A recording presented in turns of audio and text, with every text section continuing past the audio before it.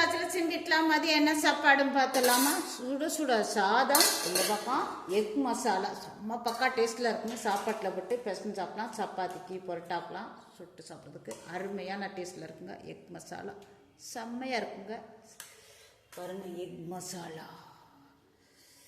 நாளைக்கு இதோடைய full video நாளைக்கு வந்துடும், பார்த்துக்கோங்க.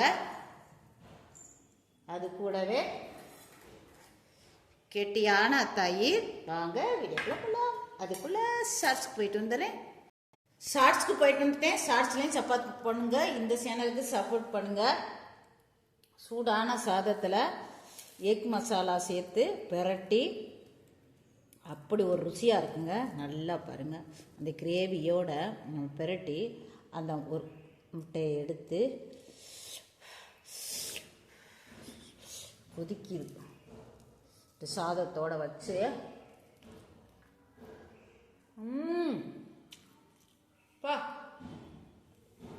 அள்ளுதுங்க, டேஸ்ட் அள்ளுது. அப்படியே வச்சு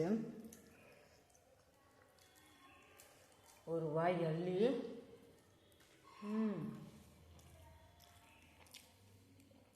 இழுக்குதுங்க.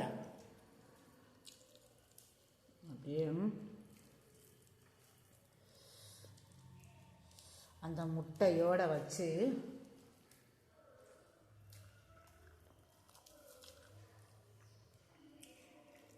சொன்ன இப்போ நம்ம என்ன பண்ண போகிறோம்,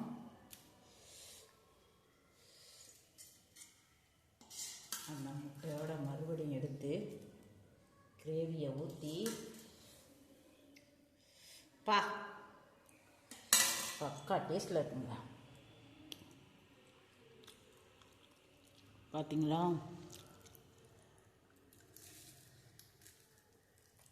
அப்படியே பிரட்டி அம்பிட்டு ஒரு ருசியாக இருக்குங்க. ஆஹா ஆஹா ஆஹா, பக்கா டேஸ்ட்டுங்க. அள்ளுதுங்க அந்த கிரேவியோட அந்த முட்டையோட.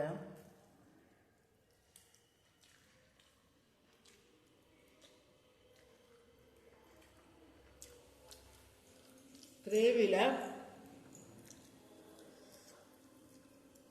எல்லாமே நல்லா இருக்கு. இதுவே சமைச்சு இதுவே சாப்பிடுது, அதில் இருக்க குறை நம்மளுக்கு என்ன தெரியும் அப்படின்னு நீங்கள் நினைக்காதீங்க. இங்கே வாங்க, அப்போதான் உங்களுக்கு தெரியும் நான் உண்மை சொல்கிறேன்னா பொய் சொல்கிறேன். நான் பக்கா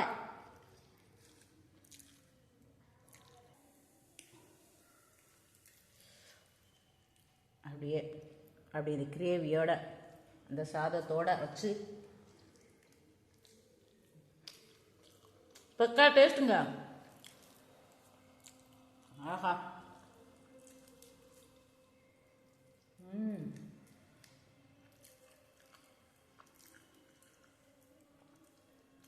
சுருக்கம்.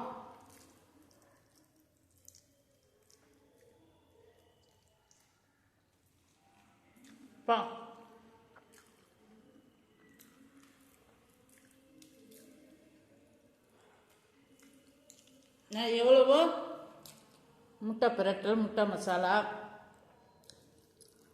முட்டை தொக்கு, இதில் வித்தியாசமான எக் மசாலா செம்மையாக இருக்குங்க. சாப்பிட சாப்பிட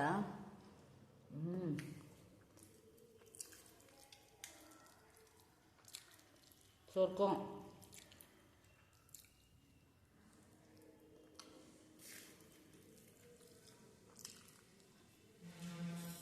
அடுத்து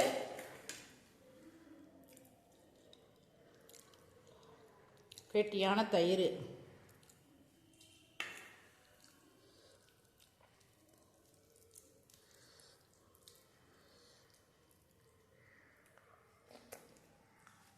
எப்பயும் போல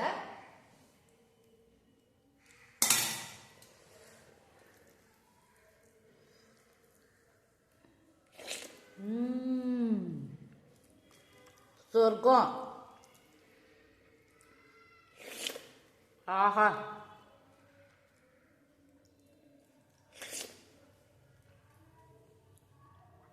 எங்கெங்க ஒரு வீடியோ போகிறதுக்குள்ள நெட்டு காலியாக போயிடுது.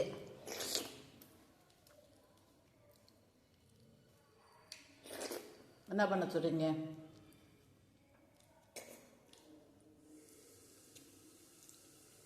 செம்ம டக்கரான கிரேவிங்க, அப்படி ஒரு அருமையாக இருக்குங்க. நாளைக்கு குக்கிங் சேனலில் வந்துடும், பார்த்துக்கோங்க. இந்த சேனலுக்கு சப்ஸ்கிரைப் பண்ணுங்கள், சப்போர்ட் பண்ணுங்கள், லைக் பண்ணுங்கள், ஷேர் பண்ணுங்கள், கமெண்ட்ஸ் பண்ணுங்கள். Please support.